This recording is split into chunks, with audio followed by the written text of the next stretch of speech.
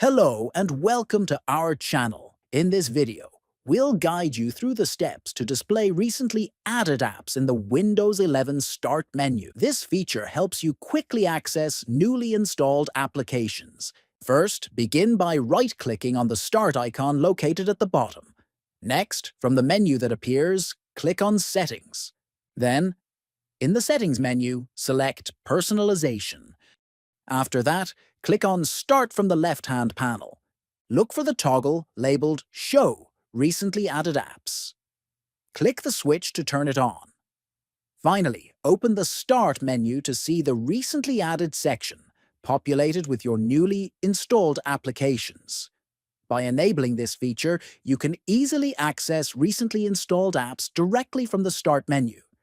If you found this video helpful, please subscribe to our channel, like the video, and share it with others.